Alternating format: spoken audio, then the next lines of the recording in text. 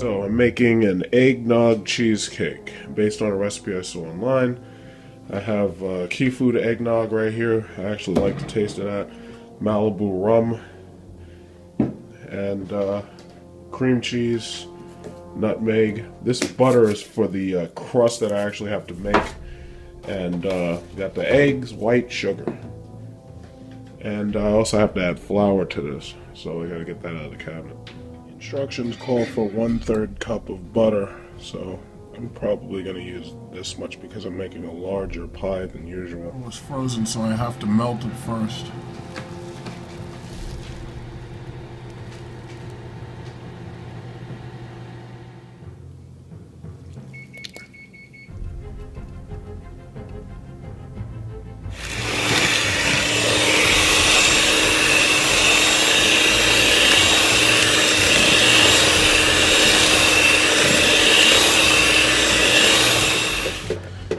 Press your, I used a little bit more sugar, I used a little bit more butter than was called for because of the fact that instead of using a 9-inch spring pan, I'm using a larger one. I'm using I think this is a 12-inch diameter.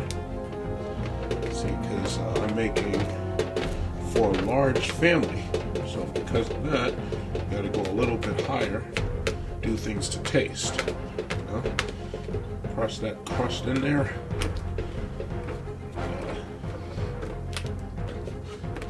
Once I'm finished, just pop it right in the oven. Okay, so there's my crust. Into the oven you go. Right.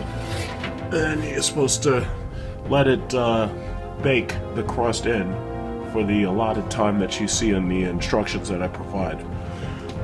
Recipe requires 3 tablespoons of flour for every 3 cream cheese packets. I'm using Aunt Jemima flour, and you're also going to need to get yourself some fine white granulated sugar, otherwise known to the diabetic community as white devil, and you're going to need 1 cup of this for every 3 cream cheese packets. I'm using 9 cream cheese packets because I'm making more than 2 cakes, so you know, make sure you prepare when you try to make more than the recipe calls. Carefully your 3/4 cup of eggnog for every 3 cream cheese packets.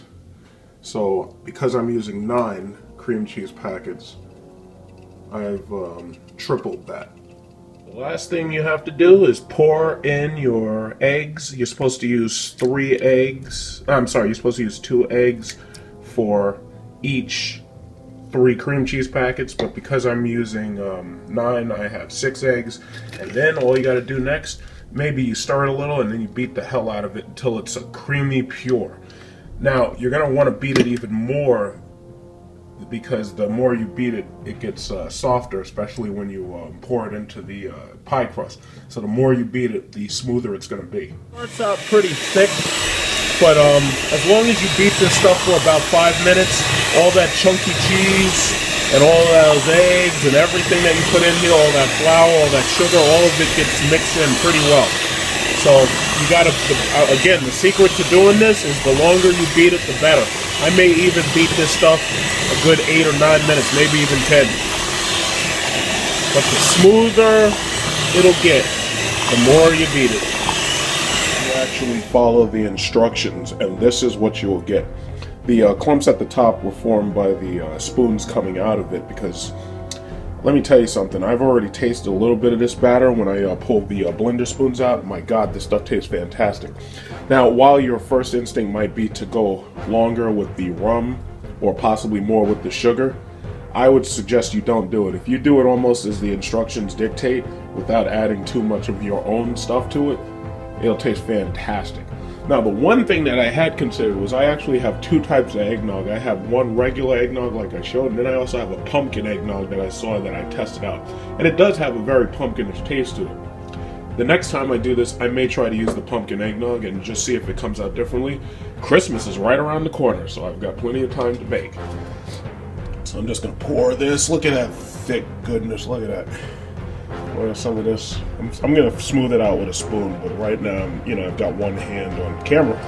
And this is what it comes out like, and you're supposed to bake this at 425 for about 40 minutes.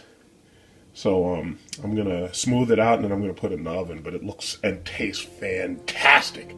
When I'm smoothing it out, I'm making sure I add enough to make it even, and I'm about to put it in the oven. I have 2 other graham cracker crusts that I have to put in, but so far so good. Tastes fantastic, looks fantastic. This just might be the greatest creation I've made in a while. So these are my 2 small ones, and this is my large diameter. And God, one thing you have to do, make sure you do not taste this stuff while you're cooking, because it's addictive, and if you taste it, you won't be able to stop yourself, and you will eat this stuff raw. So just don't do it. Keep your fingers to yourself. Maybe have yourself a drink of wine or something else, but just don't taste it until the whole thing's done, because you will be addicted to it. It's just like that.